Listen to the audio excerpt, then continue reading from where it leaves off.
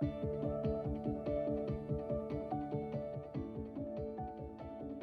hello everyone. Hope you're all doing well out there. For those of you that haven't met me, my name's Gordon Ross. I'm a Managing Director of the Enterprise Group at Dynasty.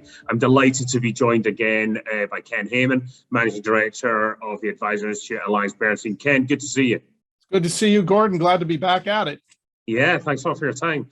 So for those of you that are listening or watching this interview is being recorded the Monday after Dynasty's first Advisor to CEO in-person program event. That was held at MIT, at the Sloan Business School, MIT in Cambridge, Massachusetts last week. Ken, it was great to see you there in Boston. Thank you so much for making the journey.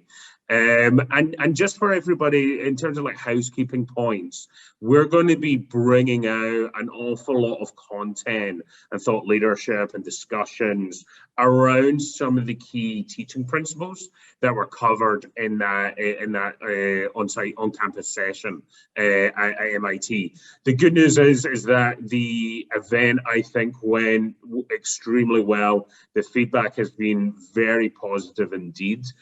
We've definitely kind of struck a chord with the CEOs in the network. And so we've already started planning in earnest what year 2 looks like and how we can grow and expand this program. But remember, even before we get to year 2, there's lots more of events and content coming to the CEO's way within the network. We're really looking to build out an awful lot of these kind of thought leadership and topics that are important to CEOs in the network. And today is just another kind of brick in that wall in terms of bringing all the thinking and the real advice and strategic thought leadership that AllianceBernstein bring to the table. And so, Ken, I think the topic of today's interview is really timely based upon what we covered at MIT, and it's around orientation. And for me, that really kind of, again, because like I said, it's timely because one of the recurring themes I really felt in being in that classroom in MIT is there is that change of orientation. There's a change of what each CEO is focused on, and there's a change between almost kind of like what you were doing before launch to launch phase to now real more kind of like blue sky thinking and really like where do you want to take your company. And so just kind of kick things off here, Ken, I mean, that term orientation, what do you feel it means to you in terms of this transition from advisor to CEO? Well, Gordon, I think you have it actually correct. It has to do with the mindset and filters that you use as you approach the work that you're doing on a daily basis. In both cases, the advisor and the CEO of that RIA are going into an office. They're interacting with other human beings. They have a to-do list. They have tasks that they have to complete. But the difference between these two has a lot to do with what they prioritize, what they pay attention to, what they prioritize in terms of what's important, what's not important, how they spend their time, at what level of information they're processing. It really comes down to how that individual relates to the people in their world that surround them and how that individual relates to the tasks of their day. A helpful metaphor, I think, is if you think back to the first month that you were a financial advisor. In that first month as a financial advisor, you did not have multiple dozens of people calling you who were your clients who needed your support. You didn't have multiple onboarding meetings that you had to fulfill on. What you had in that first month was a lot of singular activities to try to generate new business for your practice. So your focus was very singular. Your focus was very defined. The task at hand was very clear. You spent your days looking for that next opportunity. Once you have an established practice, your role actually shifts. You go from a rainmaker marketer focus to a multiple task focus. You have a client who calls you. You have a couple that's coming in to meet with you for the second time. You have an individual who you've worked with for some time who's coming in for an annual review. You have an individual who's calling you for the possibility of a first appointment, kind of kicking the tires. All of these tasks now add a dimension of complexity to that role. And if you neglect any one of those multiple tasks, you put your business at risk. Well, that's a metaphor that should be familiar to every financial advisor in the network. What we have now as a CEO is the same kind of evolutionary task of complexity. However, for the CEO, the big difference that has to do with orientation is the fact that for the advisor, these tasks show up. The client makes the request, the appointment is scheduled, the annual review has to be done. And so the advisor has to decide when and where in their schedule these things happen, but they don't have to decide whether or not one of these things happens. As soon as you become the CEO of the organization, all of your choices about how you spend your time are elected. You decide, should we have a staff meeting on this issue? You decide, should we consider a new hiring process or should we not? Should we fire that vendor? Should we not? Do we have a process problem or can we keep that process the same? All of it has to do with the CEO looking at their business and interacting with their humans in a particular way, interacting with their task list in a particular way, deciding what their task list needs to be for the company to evolve at its current point of structure to where it's headed. And so the orientation of the CEO, very, very different from the orientation of the advisor. And understanding that in the same way that that advisor had to understand, okay, now you have to manage multiple different types of interactions with your clients and prospects. The advisor who's moving into CEO has to understand, now you have to understand the operation of the business at a different level of complexity.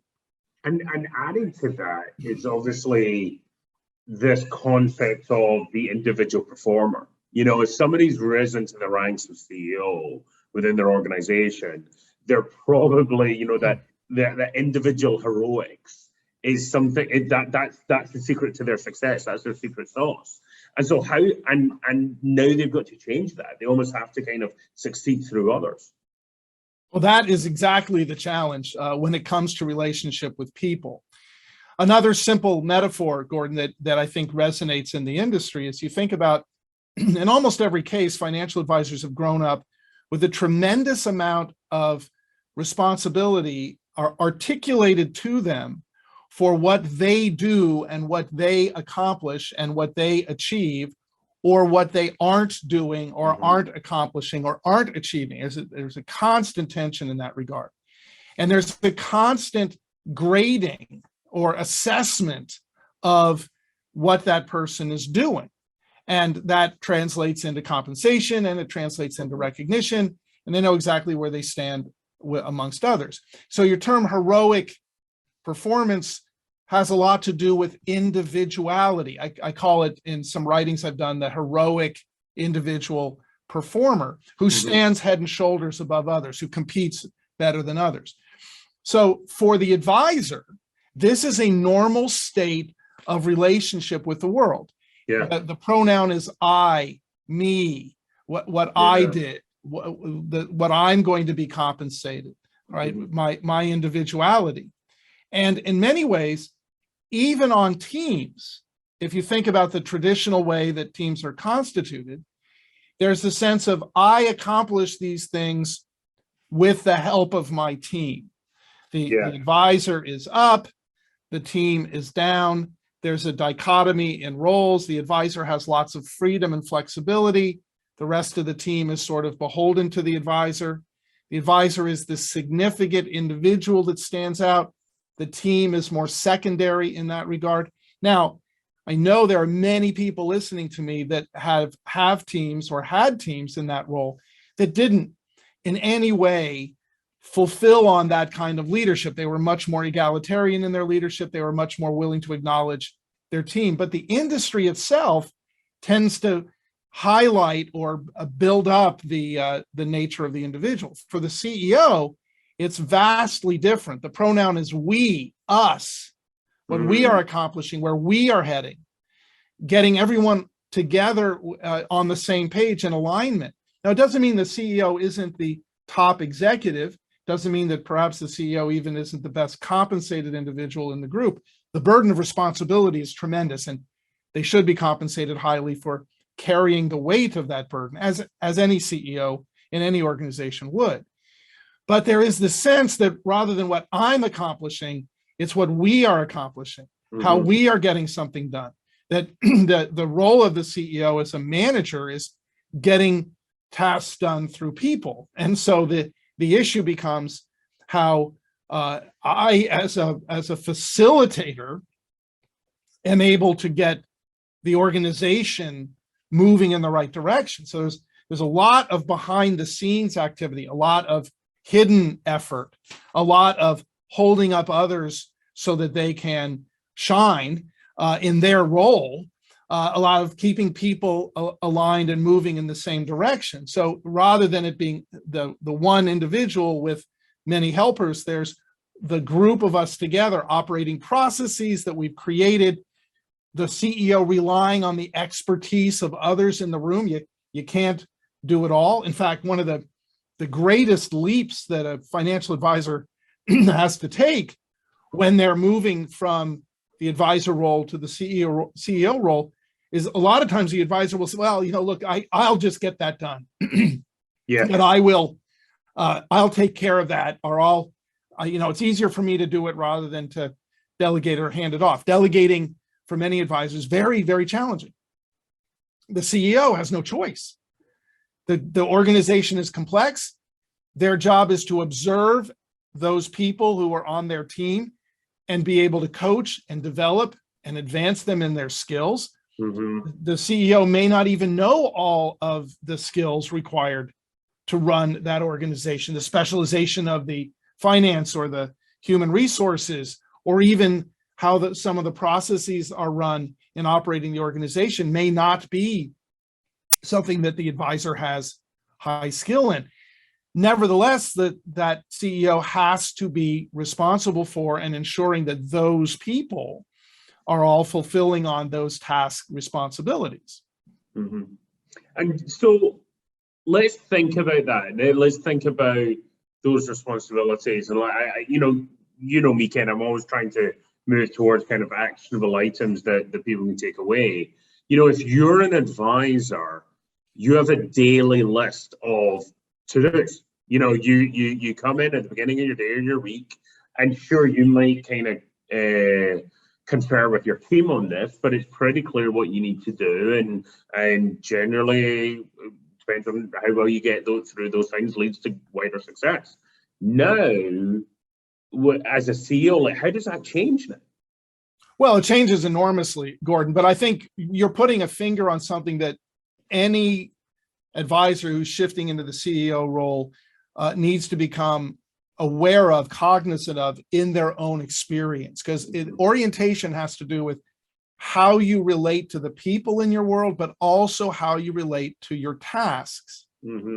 So if you think about the advisor's role, tasks are pretty clearly defined.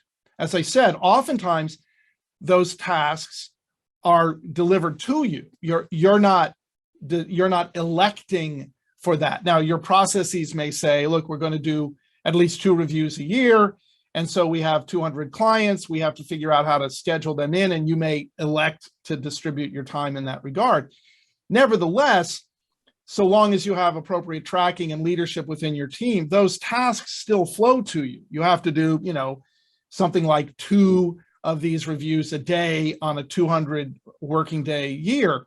It's discrete, it's defined, and importantly, this is probably the most important thing, that advisor's to-do list, while it is dynamic and it is constantly new tasks are flowing onto the list as old tasks are resolved, there is a sense of closure. The advisor completes the tasks on the list. The annual review is done. The client is satisfied. The portfolio is rebalanced. The reports have gone out. The marketing calls have been made. The letters have been sent out, et cetera, et cetera. Mm-hmm. It's discreet. It's understandable. It's manageable. In fact, in many cases, when I work with teams, I suggest put a junior person on the responsibility of simply understanding what our various processes are and ensuring those processes are fulfilled. So the advisor is spending their time wisely. The problem with being a CEO is that the tasks, some tasks do flow to you. You have to have those quarterly reports done. You have to monitor the activity of the people. You have to, or either you yourself or someone you assign to it has to monitor the processes. Is everything moving smoothly in terms of the existing operation of the business? But remember, the CEO's job is not just to operate the existing business. It is to ensure the business continues to evolve in a competitive environment. And so in that case, there's no closure. It never ends. The number of things you can actually do in a week, it could be significant. Yeah. And yet, instead of being at the end of the week, you feel like you go home and it's closed. You always know there's 5 or 6 or 7 or 10 things that need to be done that you have to pay attention to. You have to address in some way, a plan that needs to be created, different responsibilities that need to be fulfilled on in order for the business to continue to succeed. Challenges that emerge that weren't even on your screen 3 months ago. Mm-hmm. Personnel turnovers that may hamper long-term planning. I could go on. Yeah. Simon Sinek is as an author, and a lot of folks are probably familiar with his fabulous book, Start With Why. Yeah. He has a new book that's come out recently that has a wonderful title that I think helps the CEO really understand the magnitude of this kind of orientation of their perspective. And his new book is called The Forever Game. Yeah. And here's the thing. If you think about American business and you think about the companies that are invented and grow and come into dominance, there isn't a finish line. Yeah. There isn't an end point. I mean, the funders may have an exit strategy in mind, but the idea was to launch a business is going to continue into the future for as long as possible. And that means that the boundaries of the game constantly shift. The world of competition, the world of pricing, the world of resources, the markets themselves are constantly shifting. And the CEO's responsibility is to assess this ever-changing world and the resources, both personnel and physical, of the business, and continuously orient that business in such a way that the actions we're taking and the strategy we're fulfilling on, which you and I will talk about in one of our later sessions, this idea of strategy. Strategy is about what are the things we decide to do? Oh my goodness, how do you decide those things, right? But also, what are the things we don't do because we decided to do something else? And you can begin to feel that poor advisor who is now evolved into the CEO role, who used to be able to go home and have that checklist nice and tidy and knew they were making progress and had really discrete measures that said you're on it, you're growing, you're succeeding. For the CEO, if you think about it, even a growing business may be at risk. There may be a flaw in the cash flow and the revenue stream. And this is true for many organizations in the world, that you have great top line revenue, maybe top line revenue growth, but the actual structure of the business is such that the business is in fact failing. And sometimes it even takes a while to actually figure it out, to run the numbers and say, you know what, we're not managing our expenses in such a way that allows us to succeed. These are issues and considerations that the typical advisor doesn't have to pay attention to, or if they do, they only have to pay attention to it in one small area of their business because someone else is paying attention to that larger structure. Yeah. It's interesting you bring up Simon Sinek. It's like that.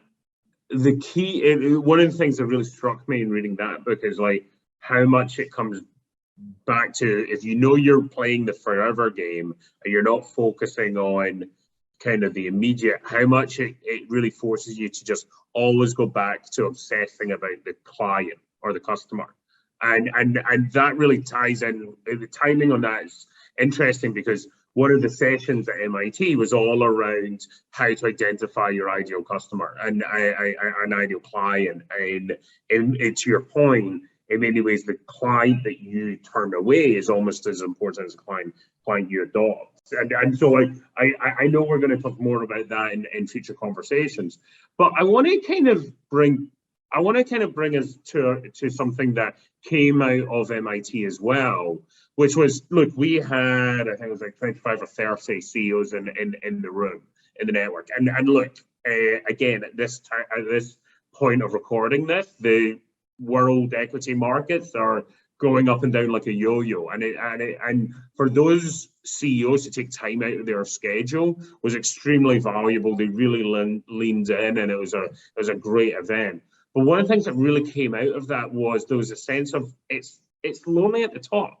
You know, there people, more than once, people said the people in this room are really the only people who can kind of understand the decisions I'm facing. Can you talk a little bit about that again, from that kind of transition from being the advisor to the CEO kind of mindset? Well, it is very lonely in that role for a variety of reasons. The advisor is working on a team, and that advisor will typically shift from being the top dog on the team to being part of the team. And there's that sense of familiarity. There's that sense of we're working together, we're joking, we're laughing, you know, we know what the focus is. The events of the day may cause us to become focused very intensely on something. Maybe there's an upset client that has to be dealt with. We all work together on that. So there's a sense of camaraderie, but more importantly, there's a sense of being part of something that surrounds you and buffers you and supports you and takes care of you. While the advisor may be the rainmaker, that advisor may have one or two peer partners. And that advisor is part of a larger organization that has leadership and resources, et cetera. And so there's very much a sense of being part of. In fact, if you talk to enough advisors, and I mean just advisors in that role, they also have, in the cases of the really great financial advisors working with, you know, uniquely successful families who really trust them as their trusted advisor, there's a sense of peership with the client. There's a sense of friendship and belonging. And we get together and we go out to dinner, and we break bread, and we share a glass of wine, and we let our hair down, and we grow closer, to the extent that in many cases, financial advisors, if they're not highly extroverted, can in fact come to the experience of there's too many people, too much of these connections. How do I manage them all? Now, in a very particular way, Gordon, when the advisor moves into the CEO role, they step into a place of great loneliness because they can never actually be part of the rest of the group. They have to hold themselves in a position of leadership. That means, for example, if everyone in the group is anxious about the markets, let's say, as we have good reason to be right now, if the uncertainty of the markets have stimulated anxiety, the leader, the CEO's job at that point, what that person owes the rest of the group, is to have a perspective of what in psychology we call the non-anxious presence, where that person's job is to be calm in the face of adversity, thoughtful and creative in the face of challenge, strategic in their thinking, so that the group can rely on and trust that leader. Now, that puts a burden of responsibility and relationship that person's not in a position where they can let their hair down and talk about how anxious they are to the people who are relying on them to make wise strategic decisions. If the whole task of the CEO is to get a lot of stuff done through people, that's management, to align the group with all their resources for optimum performance, that individual can't from time to time kind of succumb to their own anxiety and descend into despair and look to the group to take care of them. It's very much a parental role in the best sense of the word parenting, right? This goes back actually thousands of years if you look at the way human family communities were structured in Paleolithic times. It's actually very true amongst primates in their family units. There's typically a senior individual who bears a burden of responsibility for the rest. So the rest can do their part, but they don't carry this weight that's associated with being a leader. The other thing I would say, Gordon, that's very much about orientation. And this is a nuance, but I think it really plays out in the lives of individuals who've taken on this CEO role. For the advisor, there are challenges and there are things that the advisor has to learn. But for the most part, the tasks of the advisor can be learned. How do you build a portfolio?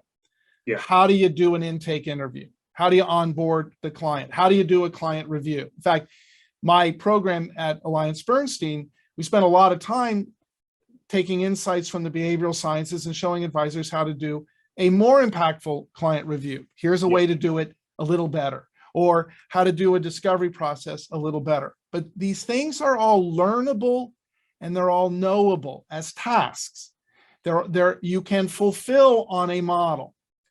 Now, the problem with being a CEO, there are many things that are learnable.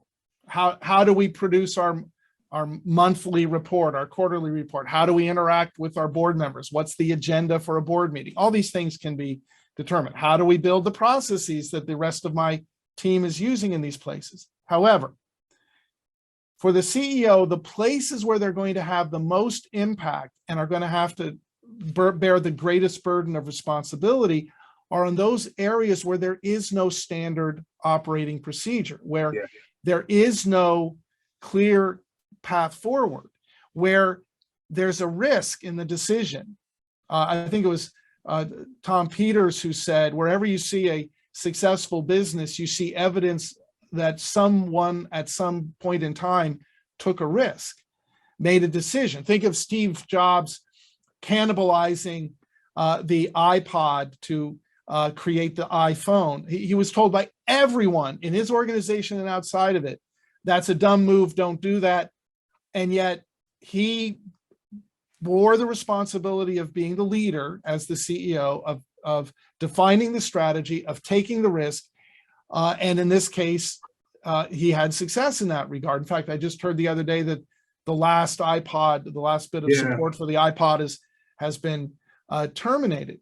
So that role, that moment, when you have to make a decision, you mentioned a moment ago, and again, you and I are going to talk about this idea of the client you turn down or the client you don't work with is as important to define, maybe even more important to define than the client you decide to work with. Making that decision when people on your team are like, well, wait a second, that would be additional revenue for the firm. No, we've decided on a strategy. We're going to move forward. We're going to focus on this type of clientele.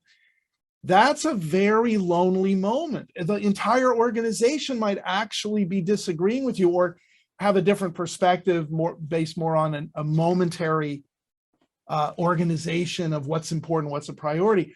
But for that CEO who has their eye not only on the events of today, but the unknown events of the future, whose to-do list never ends, that individual is living at a whole different bearing of burden for the organization, and it is a lonely place to be. And Gordon, I think that's part of the value of the network you've created, because once you sit down and break bread, as we did up at that MIT program, and you have your colleagues there who are carrying the same burden, you do have the freedom then to actually kind of tap into your own uncertainties. That they don't need you to take on that role, but back at the ranch, they need you to have confidence and calmness and clarity and strategy. That they really need that from you for the organization to prosper. And I'm just wondering if part of this is almost kind of like society is in the fact of, like, you mentioned Steve Jobs, and if we were to go out into the street and ask people, like, name a famous successful CEO, I'm willing to bet that probably like 80% of the names would probably come back very similar. Like, it'd be, Steve Jobs, Elon Musk, or the types of names that we all know. But there's parts of me that thinks that's a very small number. In terms of, like, the wider economy, there's not just a handful of CEOs that are doing well. Many of them are doing an amazing job. Why, and I mean, this is, as a society, why do we maybe not see the CEO as that heroic performer? Well, Gordon, there's a wonderful book out by Jim Collins, and it's called Good to Great. Yeah. I'm guessing a lot of folks on the call probably are familiar with it. In Good to Great, he talks about the successful CEOs that he studied when he was studying these companies that were good companies that emerged as great companies for a long period of time. And he describes in that book a phenomenon he called the level 5 leader.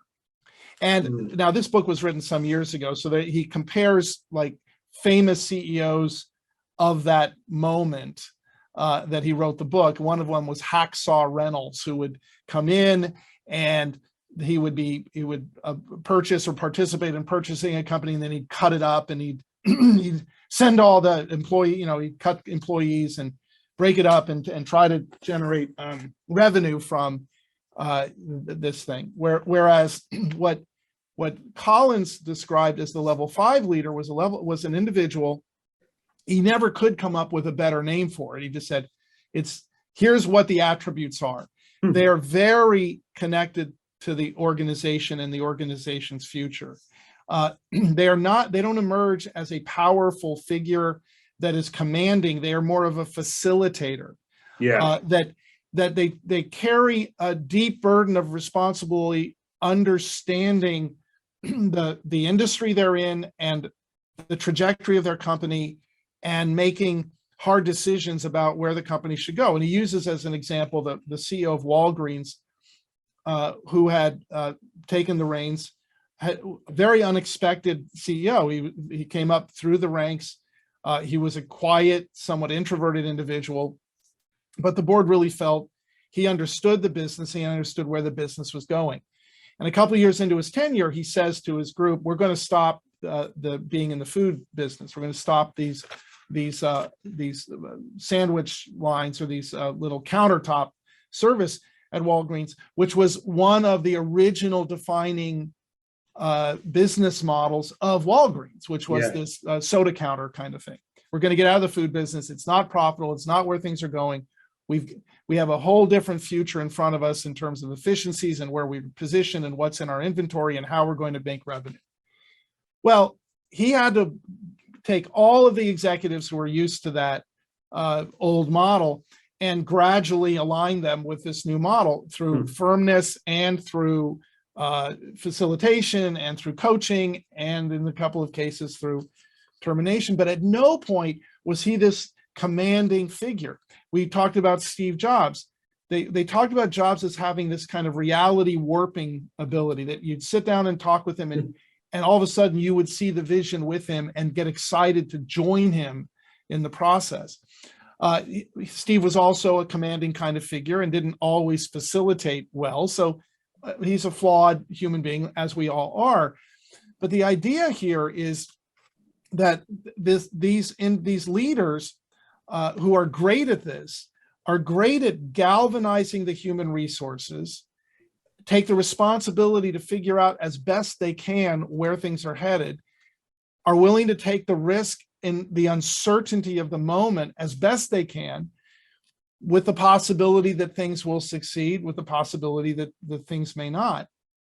And interestingly, just because an individual has a strategic vision and it doesn't work out, doesn't mean they weren't a good leader. I mean, that we can't always know exactly what the right decision is. There may have to be some adjustments, some backing up and moving forward again. And in many entrepreneurial ventures, that's actually the hallmark of the successful individual. They back up and reorganize and try again and keep it reinventing themselves as they're figuring out the marketplace.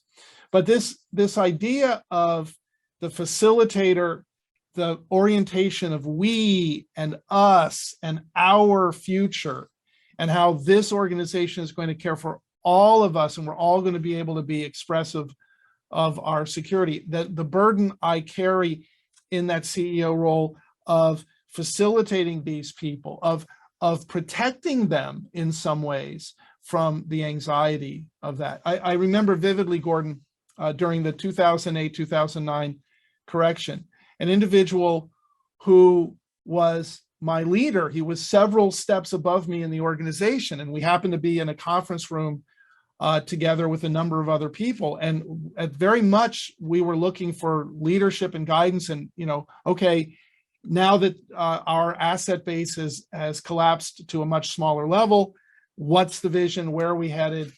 And I remember the meeting started and he had nothing to say. He just sat back in his chair and he let out this enormous sigh and he just shook his head. And then he commented about how much money he had lost in the marketplace. And I remember in that moment, I saw his pain. And of course he had pain, right? Mm-hmm. I saw the burden on him. And of course he had a burden on him. And I saw the uncertainty he felt. And I saw the emptiness he felt. What we needed was our leader to manage that himself and to do whatever he could to guide us, lead us, own the fact that we had to go somewhere and we were going to have to figure out how to go there together. What we didn't need was someone who had kind of reduced themselves or stepped back into this lesser role. And, as I've gotten to know some of the CEOs on the team, I think that's one of the things that's most exciting to the folks that I've met as part of this program, that there's this eagerness to take on that caretaking, that protective, to carry that burden, to do it well and wisely on behalf of their organization. In fact, what I see going on, Gordon, and a lot of folks, is this sense of I'm stepping up to the next logical level of my own development as a leader. Many of these folks have been leaders in the past, but now this is an even higher stepping up and an even greater burden that I'm now excited to carry, which I think is what drives them into that MIT training. More resources, more ability, more knowledge about how I'm going to do this thing. Yeah, let's keep on this topic of kind of like emotion, because you talked earlier about the different world of kind of like task completion, right? And how that kind of process differs. What emotional impact does that have on the CEOs?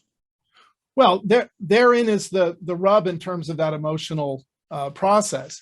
So if you've grown up in a situation where you get up on Monday morning, there's not a successful advisor out there that doesn't have more tasks in that week that they'd like to do than they actually accomplish. I mean, that's the hallmark of truly successful creative advisors in this regard. They're horizons unlimited personalities, and they grapple with a lot of stuff. And of course, their brain can imagine getting more done than their body and their team actually can. But they are able to see progress, and they are able to check off that to-do list, and they are able to complete those meetings.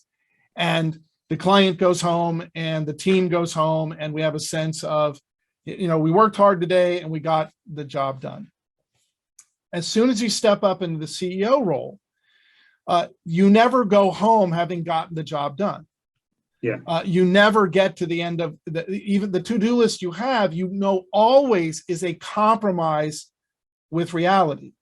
That you've made a to-do list of the things we definitely have to get done this quarter, the things we're going to attempt to get done this year, and there's still 10 other items that would be really nice to do that we don't have the resources, time, or personnel to actually grapple with, but might make the difference in an acceleration of our success.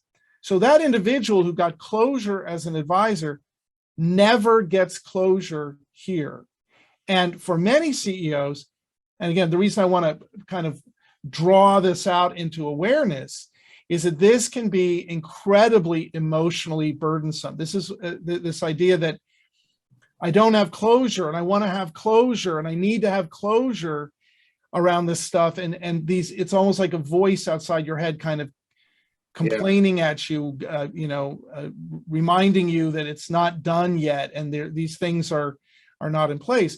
Now that voice is a helpful voice because there are things that do need to be brought into the process, that really left unaddressed, that could really hurt us in the near future, and we need to not let that happen. But in a lot of cases, there's things that would be really great to be able to do that we simply cannot do. Mm-hmm. And for the CEO, they have to be able to tolerate that. They have to be able to tolerate that this is a work in progress, that they are a work in progress, that their knowledge about how to run the company and manage humans is going to be greater next year than it is this year. And so that process very much has to be tolerable to the individual. Now, this is a big deal in terms of some emerging research around mindset, which is very closely akin to orientation. For the individual who needs to feel like I'm very successful, I know what I need to know, there's a sense of there's closure for me, I'm on top of things, I'm in control, my knowledge is adequate to the task I'm in. The CEO role is really hard, and they can actually artificially narrow down the role so that they can continue feeling that way, leaving lots of things unaddressed, neglected, that are outside of their skill set, their talent pool. What the successful CEO will do, the advisor who moves into that role, they will adopt a more growth mindset that I know as much as I can know right now, but it's certainly not everything. I have a sense of what the future is going to look like, but I don't have an accurate ability to predict the future. I know how the business is run up to this point. There's lots of innovation and changes in front of us. We're going to have to adapt to it. Some of those we can't even see yet. Yeah. And so that's going to have to be on our screen. I have great skills with humans, but I need greater ones because of the number of humans I'm dealing with, both, constituents, clients, others in my circle. And so the CEO is always in the midst of knowing, but also not knowing, having some clarity, but a great deal of uncertainty. That is something the CEO has to become comfortable living with and trusting that what they're working on right now is adequate for the day, that they'll be working on something maybe even surprisingly new next week. That's part of the process. There's nothing wrong with that. They can never make that stop. And so that's the joy of the work, is the constant novelty, the constant stimulation, the constant change. And I think if the advisor who's moving into that role, or is contemplating moving into that role, coming to grips with that and accepting the joy of that, as well as the creative stress of that. And maybe that this is also a place to speak to stress as an issue. Mm-hmm. When advisors are stressed, typically the advisor is stressed about getting to the next level. And that stress can be either what we call healthy stress, or what researchers call eustress. That is to say, stress that invigorates and stimulates, and you rise to the challenge. It's like that great tennis player who's battling back to win that set. In many cases, they remember that as their finest hour, their most joyful performance was that taking it to the next level, right? Eustress is that. It's kind of getting into the flow state. Distress is when the stimulation is too great. Imagine you're a great tennis player, but in this situation, there are 4 people on the other court. And every time you hit the ball, there's no place that you can send it. There's not somebody that's going to ram it back to you. Eventually, you get to the point where you give up, that the challenge that you're facing is beyond what you can actually overcome. You don't get into a positive state of flow. You become distressed. And what happens is all kinds of symptoms in the body, where the body's trying to go faster and further than it can, actually starts breaking things down. Well, what I just described is the situation that the CEO is in. The challenges always exceed what you can know and understand. If ever, as a CEO, you have a sense of, yeah, I got things pretty well managed here, you're probably making a mistake. There are probably things that you should be paying attention to that you're not, that you're narrow framing and reducing the complexity further than it should be reduced. The idea for the CEO is it is in that constant facing of challenge and changing of priorities and figuring it out, and that there's the joy, and that it's a creative stress. And going home at the end of the weekend and knowing I need to turn off for the weekend. It's all going to be waiting for me Monday morning, not trying to push through it and get it, if I could just work this weekend really hard, it'll all be, orderly when I get there. Nope. What you can do is you can restore yourself, understand the magnitude of your task, be kind and at peace with yourself, but also in doing so, allow the magnitude of the task to stay at the magnitude it actually is, not that artificial narrow framing, but realizing kind of humility in the face of the role that you have occupied. And if you can get there, boy, then your talents and your history, your skills that you've developed, and the skills of others around you, if you're humble in the face of that, and you're willing to manage your own emotions in that and protect those around you, kind of be that non-anxious, calming force that reminds everybody, hey, we can figure this out. We've overcome adversity in the past. Markets have corrected in the past. That's when you go home on Friday night and say, you know what, the tasks aren't done, but the work was done well this week, and we did move this enterprise forward.